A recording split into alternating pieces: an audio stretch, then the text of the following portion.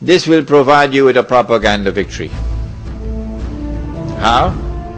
The part-time Muslims in Sydney will now have to answer. You say this government is good. You say this system is good.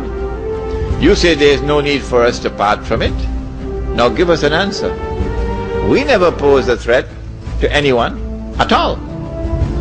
We are small, we are not big. We are far away. And yet they came against us. Is this not wickedness? So in the process of doing that, they will hand us a propaganda victory. If we are allowed to retreat, what we do? We go find another place. You know the experience of squatters? Squatting? You move them from one place to go somewhere else. Squatting. So this is a Muslim village. And if in a particular territory there is no space, nowhere at all where a Muslim can live as a Muslim, still you're not allowed to throw in the towel and join them and become part of the melting pot. Why? Because when the angels are taking you into the hellfire, the angels are going to pause. Surah An-Nisa.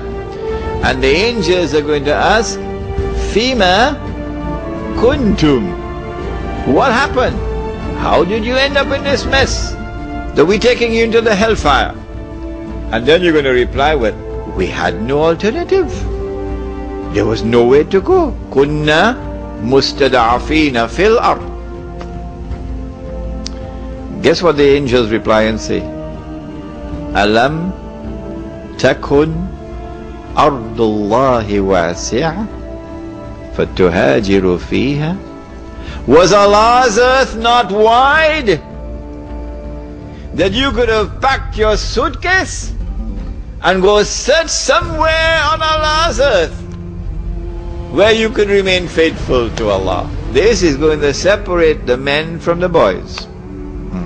Yes.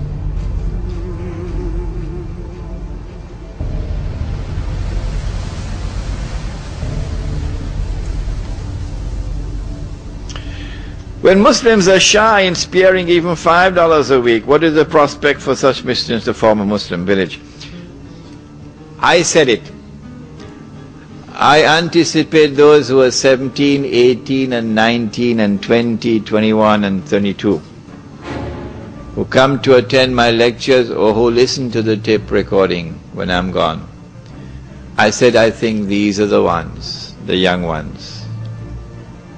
Allah will put a fire in their hearts and these young ones will build a village. But if the old people want to come along, they're welcome. They're welcome. However, to buy the initial land, you have to find capital.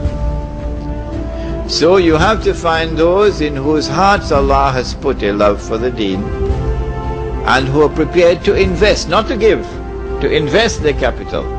Because once the land is bought and you got permission from municipal authorities for housing on part of the land, you can now sell house plots at a very moderate price and recover money which was invested.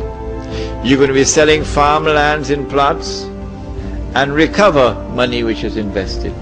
So the money which was invested will be recovered. It's not charity. When the Muslim village is established, people who are poor can come now and live in this village. Because you don't need 500,000 Australian dollars to buy a house. What happened? Yours cost more than that? So you don't have to borrow money through the front door or through the back door. Because in Indonesia, I told you, the Muslim village will have bamboo houses, beautiful bamboo houses. And when the Messenger of Allah returns, you know which one? Nabi Isa alayhi salam, and you offer him a choice, the bamboo house or the $500,000 house, guess which one he's going to choose?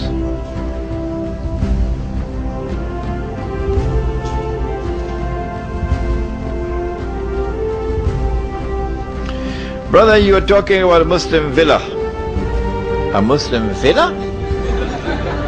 But in Sydney, the majority of Muslims live in Lakemba and Auburn, and these are areas known which as a crime zone in Sydney. How can you overcome the situation? I like this question. You know why? Because in the Muslim village, you could sleep with your windows open. Every single house I went to in South Africa had a big sign, yellow, red, armed response. Every single house. They had electrical wires, electrically wired. So if you touch that wire, you're going on holiday.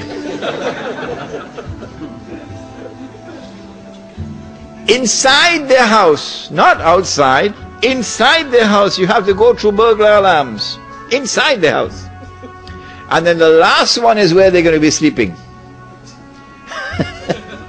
This is what I saw in South Africa. So I said to them, in the Muslim village, you could sleep with your window open. Why? Because the village would have its own collective security.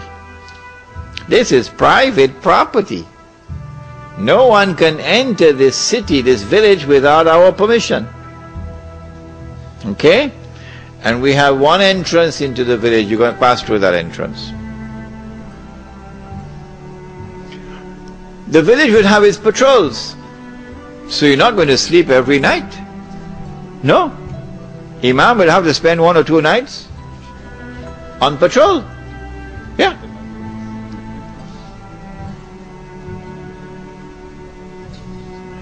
And so the collective security of the village, number one. Number two, the village does not have BMWs. It is when you have wealth and you display the wealth that people come after you. But when you live in a bamboo house, who's going to come after you? And so you'll have much more security. You drink alcohol in our village, we're going to beat you. Yeah. You're a Muslim and you drink alcohol in our village, we're going to beat you. Take all your shoes, take your shirt and wrap it up and beat him, because it's going to be a public disgrace for him. Drugs, we're going to solve that problem in the village, inshallah. Now, I am not going to build a village. You have to build a village. What I've done is to plant the idea in your mind. And I'm sure some of you are going to come up with better ideas than I can think of at the moment in respect of the village. Does the Amir of the Muslim village have the knowledge to be a mujtahid? Is that a prerequisite? A mujtahid is one who engages in ijtihad. When ijtihad takes place, whoever it is who performs the ijtihad, and now even the President of the United States, even the President of the United States is engaged in ijtihad, and the government of Australia and the government of Singapore, engage in ijtihad, because they're giving us new versions of Islam. And they're telling us this is the right Islam. It is when the ijtihad takes place that you now have to examine that ijtihad. And it must gain ijma' of the learned before that ijtihad can be accepted as part of our law. Last question. The talk was very good, but why say that there are no sects in the village? For when you mentioned the Sufis and the Salafis, what happened to the Muslims and the Ahl Sunnah wal Jama'ah? In the Muslim village, we do not want anyone to identify himself as Sufi. We say keep that in your private life. Insofar as the public life is concerned, you don't belong to any sect. Insofar as the public life of the Muslim village is concerned, you're only a Muslim. That's all.